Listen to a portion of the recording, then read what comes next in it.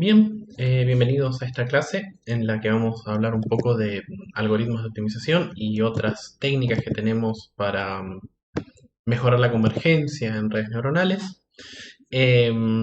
Muy esquemáticamente, la idea de esta clase es hablar de tres grandes herramientas que hay en técnicas de optimización que tienen que ver con diferentes formas de mejorar la convergencia, propiamente dicho, ¿no? O sea, en realidad lo que nosotros hacemos es buscar un mínimo de la función de pérdida, y cuando buscamos un mínimo de la función de pérdida estamos en lo que en métodos numéricos se conoce como un problema de convergencia, donde eso depende muchas veces de las características de la función, la forma en la que buscamos los mínimos y toda una serie de criterios eh, asociados al problema.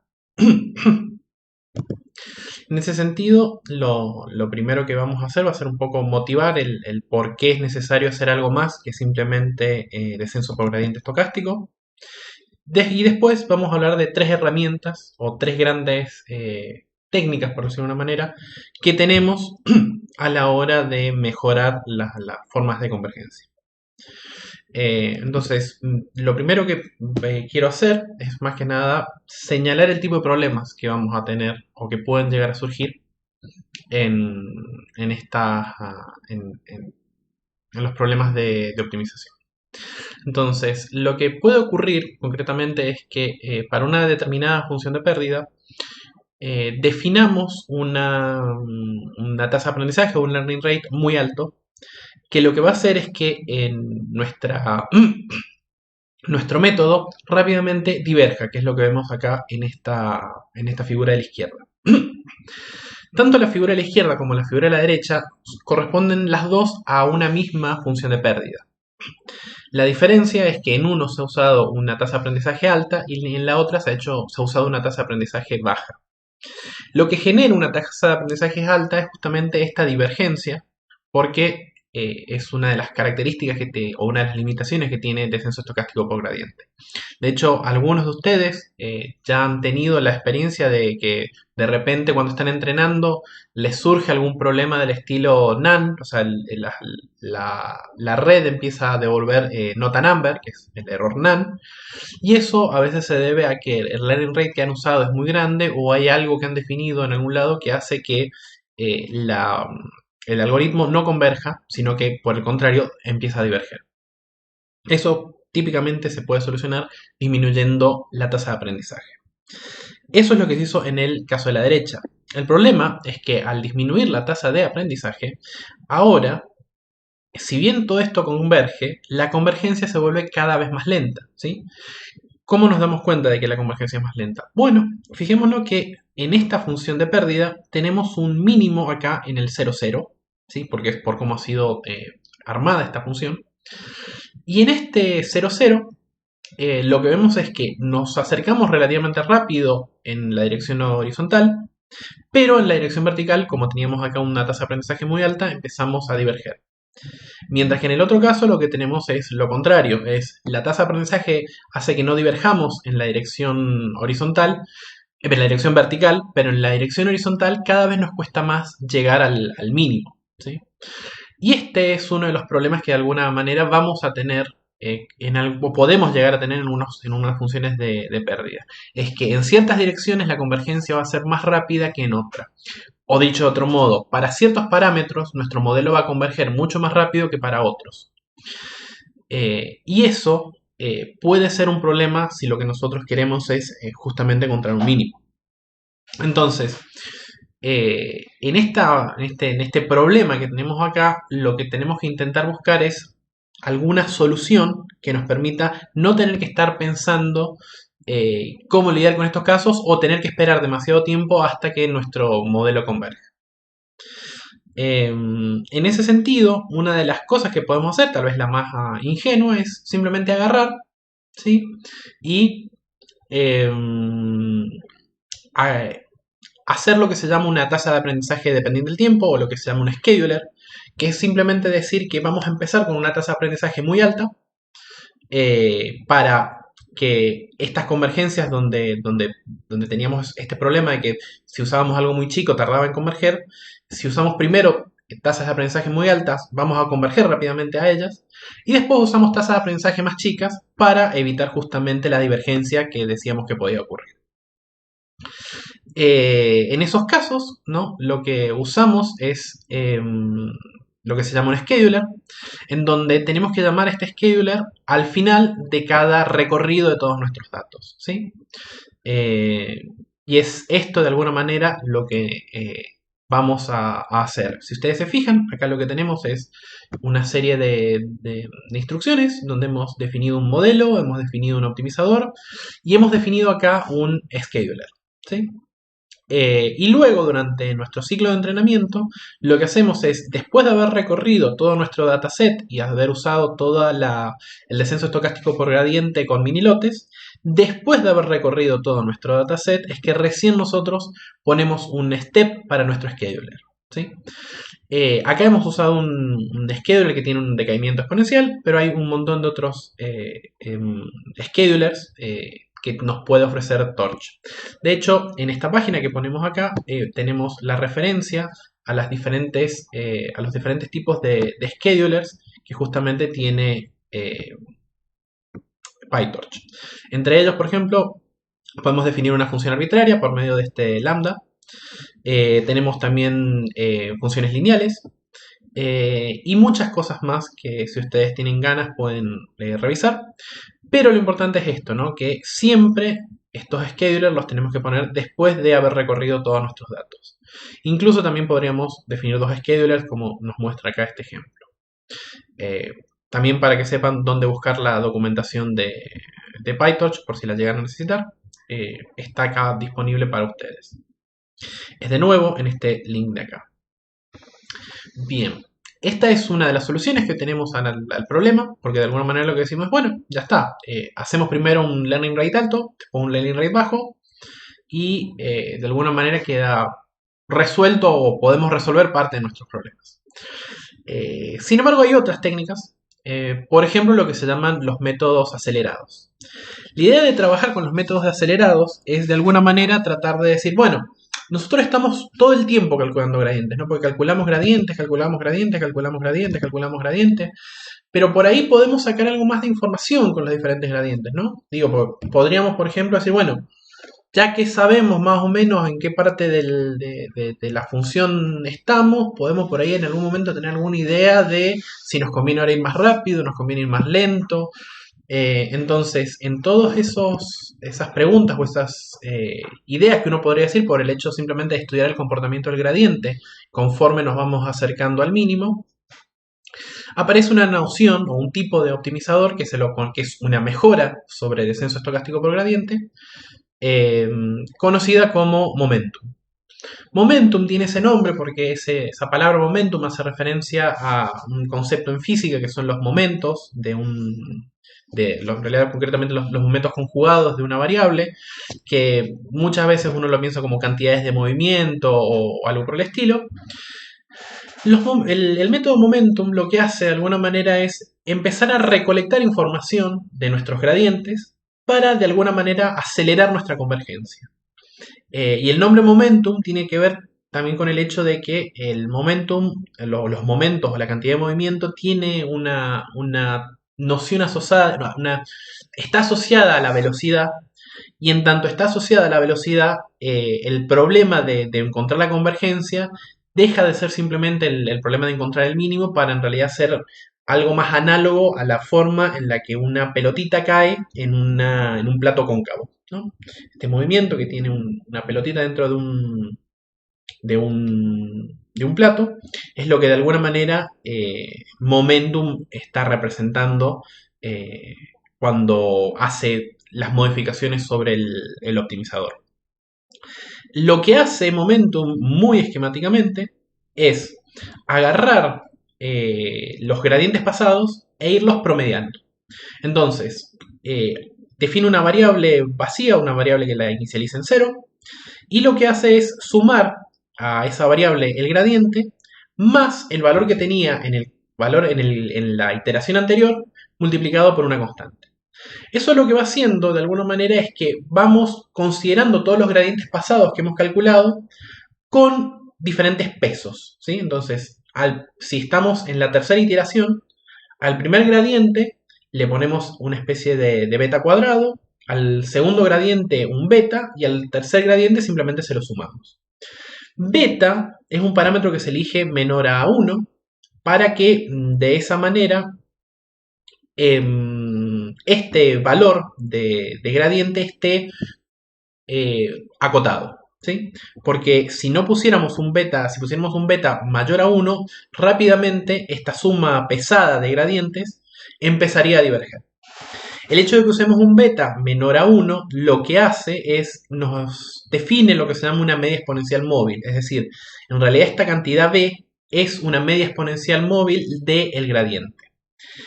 Al estar usando una media exponencial móvil, lo que hacemos concretamente es definir como una especie de gradiente nuevo o definir lo que se llama un método acelerado. Acelerado en el sentido de que ahora no usamos solamente el gradiente, sino usamos más información sobre las diferentes cosas que hemos calculado además que el gradiente. Entonces, por ejemplo, si quisiéramos implementar Momentum, lo que nosotros tendríamos que hacer es recorrer todos nuestros parámetros, en donde lo que hacemos es guardamos nuestros gradientes y lo que hacemos es guardar en esta variable b que habíamos llamado, que hacía las veces de una velocidad, el valor pasado multiplicado por este valor beta, que es un número menor a 1, al cual le vamos a sumar el gradiente que acabamos de calcular. Y luego a esta especie de velocidad es que nosotros la vamos a usar como un gradiente, porque en efecto es un gradiente, es la media exponencial móvil del gradiente, y es con esta cantidad que nosotros vamos a calcular los nuevos valores de nuestros parámetros.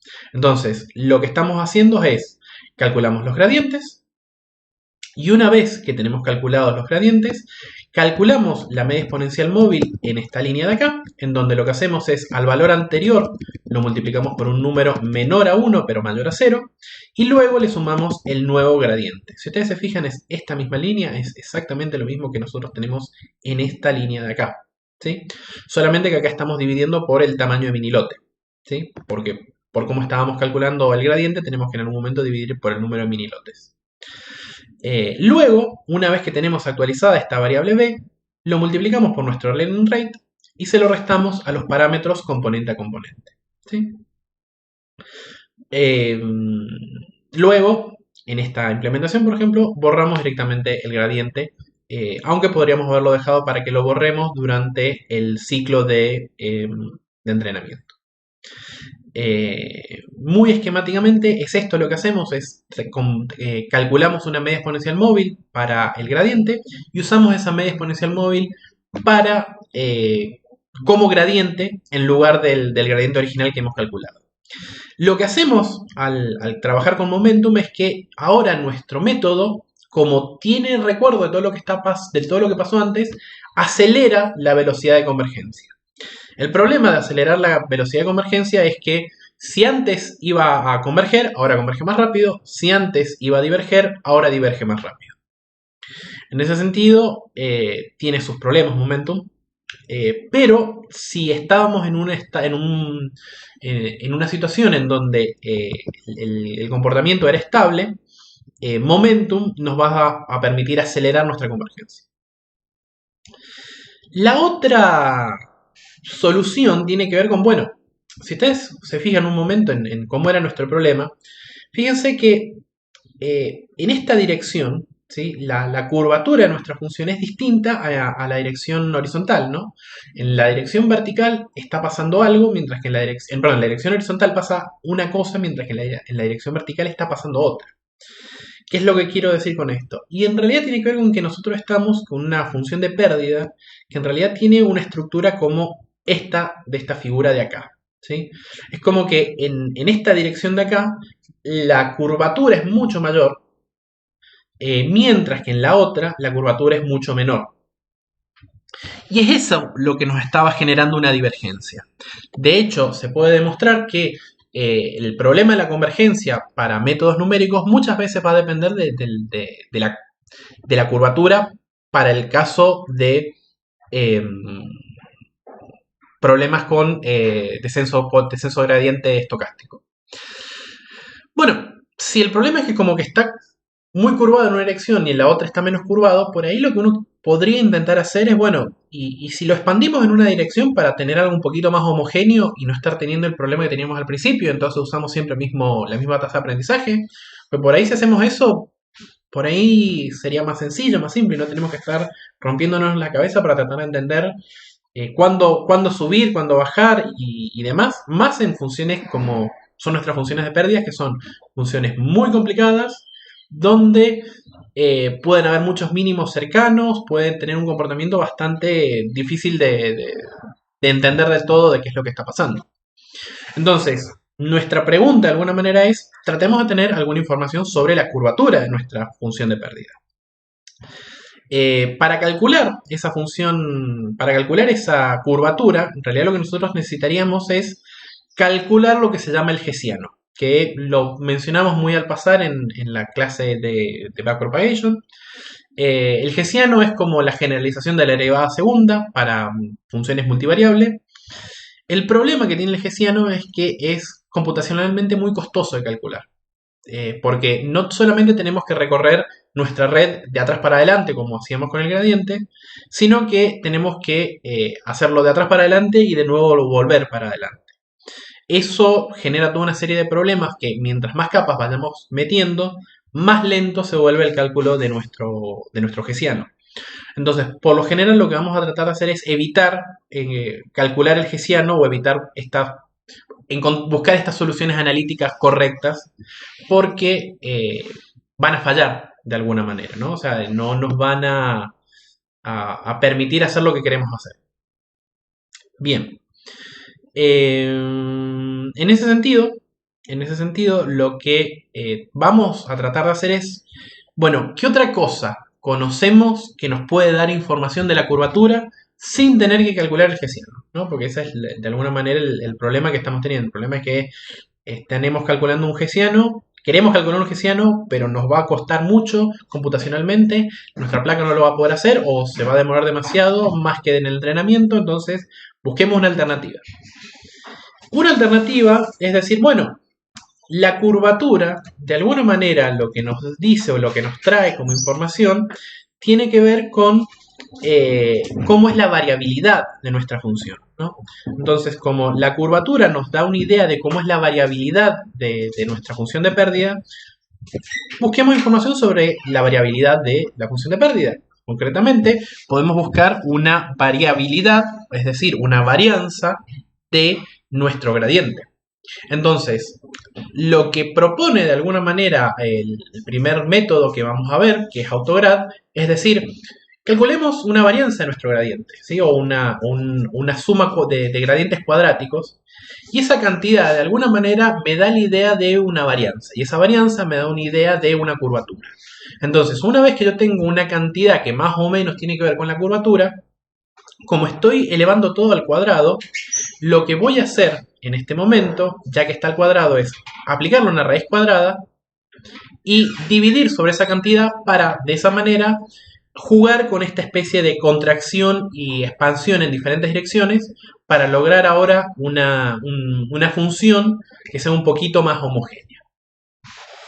Entonces, al hacer esto, lo que hacemos es calcular algo parecido a nuestro Hessiano, o calcular algo parecido a la curvatura, dividimos por esa curvatura para que ahora todas tengan curvaturas más o menos homogéneas, y ahora es con esta cantidad con la que nosotros vamos a buscar nuevas mejoras para nuestros parámetros. Entonces, de alguna manera es como que hemos modificado nuestra tasa de aprendizaje, donde ahora nuestra tasa de aprendizaje lo que tiene es la tasa propiamente dicho y la curvatura. Sin embargo, esto nos genera el problema que ahora, como S depende de nuestros gradientes, toda nuestra nueva tasa de aprendizaje depende también de los gradientes, lo cual hace que ya no podamos variar aleatoriamente o variar de cualquier manera nuestro learning rate usando lo que habíamos visto al principio, que eran estas tasas de aprendizaje dependientes del tiempo. El punto era que nosotros queríamos hacer variar la tasa de aprendizaje según la cantidad de veces que hayamos iterado sobre nuestros datos, lo queríamos hacer porque sabíamos que al principio convenía usar valores altos y después valores bajos, pero si la forma en la que van disminuyendo estas cantidades, ¿sí? La forma en la que en nuestro scheduler, nuestro planificador de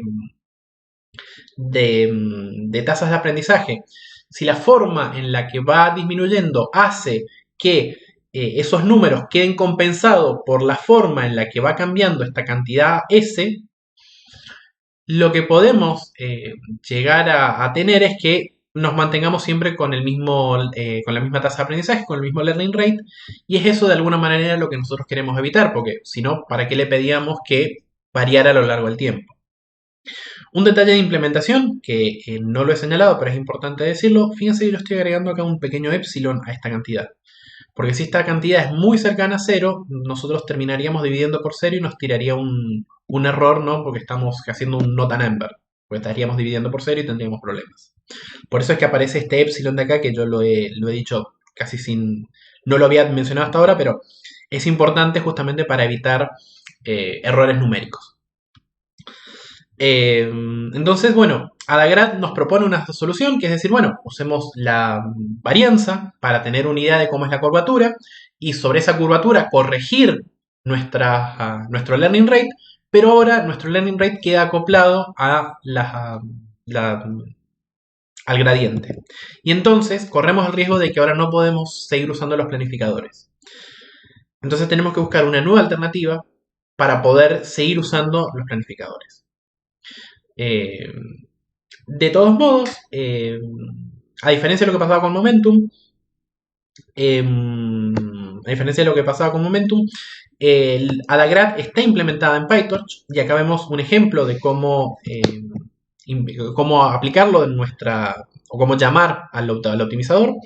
Tenemos acá un ejemplo donde hemos agarrado una serie de parámetros a optimizar y se los pasamos a nuestro optimizador, donde simplemente en lugar de poner SGD como estábamos acostumbrados a usar en esta parte, ahora lo que hacemos es llamar a Adagrad. ¿Sí? Bien, entonces nuestra siguiente mejora lo que tiene que hacer de alguna manera es intentar desacoplar esto que hemos acoplado entre la tasa de aprendizaje y esta especie de curvatura que calculamos a partir de nuestro gradiente. Entonces, tenemos que buscar alguna idea que nos permita eliminar esa dependencia. Una de las ideas tiene que ver con que, bueno, nosotros ya sabíamos que teníamos esta cosa llamada media exponencial móvil. Entonces la pregunta es, bueno, ¿no podríamos hacer una varianza exponencial móvil o algo por el estilo? Y la respuesta es que sí, podemos hacer una varianza exponencial móvil. Al hacer una varianza exponencial móvil, lo que hacemos es que ahora nuestra varianza va a quedar acotada, no va a poder crecer indefinidamente como ocurría en el caso anterior. Entonces, como queda acotada dentro de ciertos valores, podemos ahora dividir por una cantidad que siempre va a estar acotada. Como siempre va a estar acotada, hemos desacoplado esa dependencia que teníamos entre nuestra tasa de aprendizaje y esta varianza móvil que estábamos calculando ahora. ¿Sí?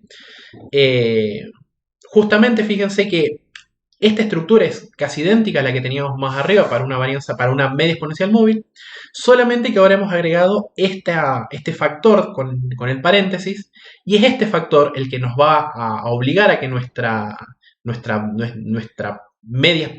varianza exponencial móvil quede acotada dentro de ciertos valores y no crezca más allá de una cantidad que finalmente lo que nos haga es que la forma en la que decae la forma en la que cambia nuestra cantidad S compense la forma en la que cambia nuestro eta usando un scheduler.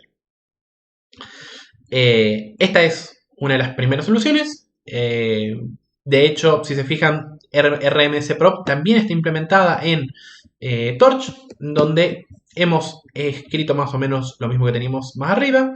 Llamamos a Torch, definimos parámetros a optimizar que harían las veces de nuestro modelo. Acá simplemente hemos puesto parámetros muy sencillitos, simplemente para que ustedes vean cómo es que se llama, porque siempre que uno llama a un optimizador tiene que definir los parámetros y la tasa de aprendizaje.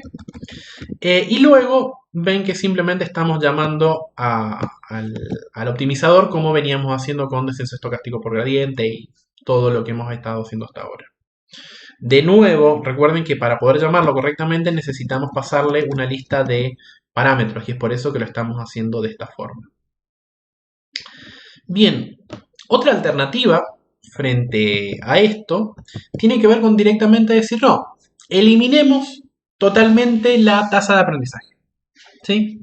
Eliminemos la tasa de aprendizaje o calculémosla de alguna manera inteligente a partir de las cosas que ya tenemos. ¿Sí? Esa sería, por ejemplo, una alternativa. Y eso es lo que hace Ada Delta. ¿Sí? Ada Delta, de alguna manera, lo que hace es, a partir de estar trabajando con todas estas cantidades de varianzas móviles, generar una nueva varianza móvil que nos va a permitir generar un nuevo learning rate, una nueva tasa de aprendizaje de manera dinámica. ¿Sí? Esa es una de las alternativas que nos propone Ada Delta. Muy esquemáticamente, si ustedes se fijan acá, lo que tenemos es hasta ahora lo mismo que veníamos teniendo antes, que por ahí es simplemente definir el gradiente, definir varianza, una varianza exponencial móvil, y la diferencia que hace Ada Delta con respecto a RMS Pro es que ahora nos va a calcular este delta A. Que este delta A va a ser también una especie de varianza exponencial móvil, pero es de esto que es nuestro gradiente dividida la media exponencial, la varianza exponencial móvil, por esta otra cantidad que tiene este delta A, porque de alguna manera este delta A, si ustedes se fijan, como lo estamos calculando siempre usando el número con el que corregimos o el valor con el que vamos corrigiendo los parámetros, son como una media, una varianza exponencial móvil de nuestros parámetros. ¿Sí? Entonces, lo que hace Ada Delta es ir calculando una especie de varianza exponencial móvil de nuestros parámetros y usa la raíz cuadrada de eso, para poder estimar una tasa de aprendizaje variable. De nuevo, si se fijan, esto es un poco lo mismo que teníamos antes. La única diferencia es que con respecto a lo que hacíamos en RMS Pro, es que acá esta raíz cuadrada directamente hubiera sido un numerito, un parámetro fijo, un hiperparámetro en nuestro modelo. Pero acá no es meramente un hiperparámetro, sino es algo que lo vamos calculando de manera dinámica. Entonces, ¿cuál es la idea de alguna manera de Ada Delta? Es calcular la varianza exponencial móvil del gradiente, calcular una especie de varianza exponencial móvil de nuestros parámetros y combinarlas de la siguiente manera. La varianza exponencial móvil de los gradientes lo que nos da es la idea de curvatura y la varianza exponencial móvil de nuestros parámetros nos da una especie de tasa de aprendizaje que la usamos para ir refinando las diferentes aproximaciones que hemos tenido para nuestro modelo. ¿Sí? De nuevo, lo podemos llamar como corresponda a Ada Delta, pero fíjense que ya no nos hace falta llamar el learning rate, ¿sí? Porque Ada Delta justamente lo que trata es de alguna manera ir calculando de manera dinámica nuestros learning rate. Ese es como el otro extremo de lo que intentaba hacer RMS Pro, porque RMS Pro lo que hizo es, bueno, en vez de calcular una varianza, voy a calcular una varianza exponencial móvil para esa manera desacoplar y poder usar los schedulers. Acá es como que no me hacen falta los schedulers, yo mismo me genero una especie de scheduler con mis gradientes. ¿Sí? La última solución, de alguna manera, es como juntar varias ideas de lo que veníamos haciendo antes, en donde lo que vamos a hacer ahora, en lugar de solamente usar la varianza exponencial móvil que veníamos haciendo hasta ahora, es también agregar los métodos acelerados que dijimos más arriba, que es la idea de Adam. ¿Sí? Adam lo que hace es calcularnos, justamente, fíjense, acá tenemos un gradiente, una media exponencial móvil para el gradiente, una varianza exponencial móvil para el gradiente. Esta cantidad la vamos a usar como nuestro gradiente, y al usarla como nuestro gradiente, lo que vamos a hacer, vamos a tener un método acelerado, y al mismo tiempo esta varianza la vamos a usar para ajustar estas curvaturas, ¿sí? Un detalle que estoy viendo que en esto de ajustar por curvaturas se me ha escapado, que es esto de ajustar curvaturas muchas veces se lo conoce como precondicionar, ¿sí? Se dice que uno está precondicionando el sistema en el sentido de le pone algo para que sea todo un poquito más homogéneo, ¿sí? Esta idea de ajustar las curvaturas y hablar de precondicionamiento. Después lo otro que hace, además de calcular una media exponencial móvil del gradiente y una varianza exponencial móvil del gradiente, es hacer una pequeña corrección, ¿sí? Que tiene que ver con eliminar un sesgo. Por la forma en la que estamos calculando estos estimadores exponenciales móviles, estos estimadores están sesgados. Entonces, lo que hay que hacer es eliminar ese sesgo, y una de las formas que tenemos de eliminar ese sesgo es ir calculando estas cantidades K y cada tanto ir dividiendo por esto que tenemos acá, esto de dividido 1 sobre K. ¿Qué es lo que hacemos después con esto finalmente? Pues básicamente lo que vamos a hacer ahora es, vamos a definir una corrección del gradiente o una especie de nuevo gradiente que lo vamos a calcular a partir de la media exponencial móvil, a partir de dividir por la raíz cuadrada de la varianza exponencial móvil. Y fíjense que volvemos a sumar un epsilon justamente para evitar dividir por 0. Y además vuelve a aparecer nuestro learning rate, que en ADA delta había desaparecido. Luego, una vez que calculamos esto, ajustamos o modificamos nuestros parámetros siguiendo esta cantidad. Adam por lo general usa valores muy bien definidos para beta, no suele ser un hiperparámetros, estos son los más comunes, pero sí lo que se busca es que uno de ellos siempre tiene que ser mayor que el otro, que tiene que ver justamente con el comportamiento de cómo son las medias exponenciales móviles en el contexto del problema. Ahora, la forma en que está definida acá Adam, que es la original, tiene el problema que se ha visto que en ciertos casos esto puede generar que el optimizador no converja, incluso en aquellos casos donde debería converger, ¿sí? Por lo general, cuando uno estudia convergencias, lo que uno hace es tratar de buscar algunos ejemplos sencillitos, fáciles de manejar, donde uno sabe dónde está el mínimo y ver cómo se comporta el optimizador. Adam, incluso en esos problemas conocidos, a veces no convergía, y eso tiene que ver con cómo hemos definido la varianza exponencial móvil. Eso lo que ha hecho es que se utilicen mejoras. Una de ellas es Adam con Yogi, que lo que hace de alguna manera es modificar la forma en la que estamos calculando esta varianza exponencial móvil para asegurar una convergencia. De nuevo, fíjense que esto es básicamente lo mismo que teníamos antes, donde lo único que hemos hecho es reemplazar Adam por SGD por Adam, para que vean que esto es simplemente la misma forma de antes para llamarlo. No hay muchos misterios en esto, y en principio siempre es la misma estructura, donde acá vamos a poner simplemente el nombre de la función, del tipo de optimizador que queremos usar.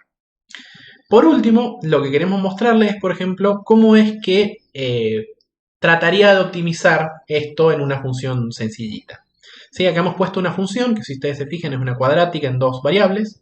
Hemos elegido en dos variables para poder graficar cómo se comporta esa función y al mismo tiempo para ver también cómo nos vamos acercando al mínimo. Entonces, lo primero que hacemos para ver cómo es que esto convergería es agarrar y definir las bibliotecas que vamos a usar. Vamos a usar matplotlib para poder graficar. Y luego lo que vamos a hacer es definir esta misma función que tenemos acá, porque es la función que queremos minimizar. Después yo acá he elegido usar ADA delta y he elegido darle como color naranja a la curva de ADA delta para que lo veamos. Y ahora lo que les voy a mostrar es cómo, por ejemplo, podemos mostrar el caminito que va recorriendo ADA delta conforme intenta optimizar esta función. Entonces, lo primero que hago es defino una condición inicial, que van a ser una condición inicial para estas dos variables, que son x e y. ¿Sí? Lo siguiente que hago es, yo he definido acá una lista vacía, en donde lo que voy a ir agregando son las coordenadas como pares, como tuplas, y las voy a ir agregando dentro de resultados. Voy a llamar a mi optimizador, que mi optimizador, si ustedes se fijan, es este mismo de acá, donde acá lo único que he hecho es insertar un valor de learning rate. Esto es por dos razones que lo he hecho. Por un lado, para que vean que Ada Delta puede recibir un learning rate, pero que además, por las características que tiene Ada Delta, este learning rate no significa lo mismo que este learning rate de acá, que por ejemplo tiene Ada. Y por eso puedo poner un número mayor a 100. Además, yo sé que si yo pongo 100 acá, me va a acelerar la convergencia y se va a ver todo más bonito y no voy a tener que estar esperando a pedirle que me itere más veces. Entonces, bueno, veamos cómo es que sería el ciclo de optimización, que ya a esta altura que queremos creer que ya lo tienen claro, que es calcular la función de pérdida, borrar los gradientes según corresponda, calcular el gradiente de la función de pérdida que hemos calculado y hacer un avance con el optimizador. Después, como lo que nosotros queremos hacer es, queremos guardar los nuevos parámetros, estamos agregando una tupla con los nuevos parámetros que hemos guardado. En donde lo que estoy haciendo acá es generarme una copia como float. Y después se lo paso a plot para que luego me los grafique. El resto son simplemente texto, son líneas de código adicionales en donde yo lo que estoy pidiéndole no a Torch, le estoy pidiendo finalmente a Plot, a Matplotlib, que me genere ¿cómo es que se llaman estas cosas? Un entramado de valores para poder después generar lo que se llaman curvas de nivel. Y una vez que tenga generadas estas curvas de nivel, voy a poder graficar justamente estas curvas de nivel que ustedes ven acá, que lo que hacen es nos muestran los contornos que tiene esta función en donde hay valores constantes, ¿sí? Entonces lo que vemos es que esto, conforme va pasando el tiempo, se va acercando al mínimo, que el mínimo yo ya lo tenía acá calculado, y justamente es menos 4 dividido 3 y 1, 3. Entonces, nosotros arrancamos en un valor, aplicamos a la delta, perdón, porque acá estamos aplicando a la delta, hacemos un paso, encontramos un nuevo valor, hacemos otro paso, y así sucesivamente hasta llegar a donde está nuestro mínimo. Que si ustedes se fijan, este mínimo de acá justamente va a coincidir con el mínimo que hemos definido acá. Y esto en realidad es más que nada para que ustedes vean que efectivamente esto converge. Hemos cambiado el algoritmo de optimización, pero esto finalmente converge y es análogo a cualquiera de las otras cosas que hemos hecho. Y al mismo tiempo también ustedes podrían cambiar el optimizador que hemos usado acá por cualquier otro optimizador que ustedes consideren necesario, útil o tengan ganas de ver. Esto es más que nada para que ustedes vean cómo es que esto funciona, porque a veces pensar en los 300 parámetros que tiene una red chica o los millones que tiene una red muy grande es muy difícil de conceptualizar. Entonces, bueno, busquemos dos parámetros arbitrarios para una función un poquito más sencilla y tratemos de ver cómo es que vamos a encontrar un mínimo para esta función. Y en principio es esto lo que teníamos para esta clase. Mostrarle algunos de los optimizadores, mostrar cuáles son algunas de las ideas más importantes detrás de todo lo que son algoritmos de optimización, y que puedan graficar cómo encontrar mínimos para algunas funciones sencillitas de no más de dos variables. Y con esto llegaríamos al final de lo que es la última clase de esta parte del curso de Deep Learning. Así que esperamos que les haya gustado y nos vemos el jueves para discutir todas las preguntas que les hayan surgido sobre esta clase.